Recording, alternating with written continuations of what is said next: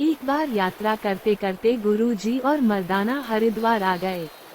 वहां उन्होंने देखा कि लोग गंगा में खड़े होकर पूर्व दिशा में जल चढ़ा रहे हैं। गुरुजी ने एक व्यक्ति से पूछा, आप ये जल किसे चढ़ा रहे हैं? वो बोला, स्वर्ग में हमारे पितर बैठे हैं, उनकी आत्मा की शांति के लिए हम ये जल चढ़ा रहे हैं। गुरुजी मुस्कुराए। उन्होंने गंगा में खड़े होकर पश्चिम दिशा में पानी फेंकना शुरू किया। ये देखकर लोगों को बड़ा आश्चर्य हुआ। अरे, आप पश्चिम दिशा में जल क्यों चढ़ा रहे हैं? किसी ने पूछा। बात यह है, गुरुजी ने कहा, मैं पश्चिम का रहने वाला हूँ। वहाँ मेरे गांव में मेरा एक खेत है। इस वर्ष ठीक से वर्षा नहीं हुई है, इसलिए मैं अपने खेत को पानी दे रहा हूँ। सब लोग उनकी बात को सुनकर हंसने लगे। एक व्यक्ति बोला, अरे क्या आप इतना भी नहीं समझते कि यहाँ से दिया हुआ पानी इतनी दूर नहीं पहुँच सकता?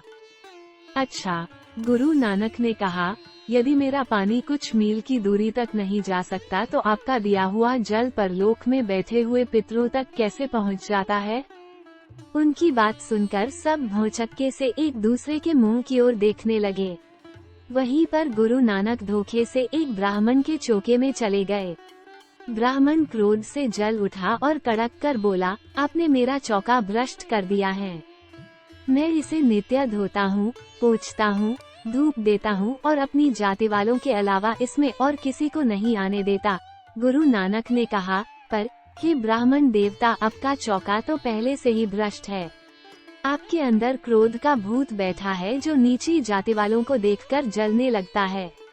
आपके अंदर कुबुद्धि की डोमनी, निर्दयता की कसाइन और परनिंदा की मेहतरानी बैठी है। जब इतनी नीची जातियां तुम्हारे अंदर रहती हैं तो चौके के बाहर लकीर भर खींच देने से पवित्रता कैसे उत्पन्न होगी? उनकी बात सुनकर वो ब्राह्मण बहुत लज्जित हुआ।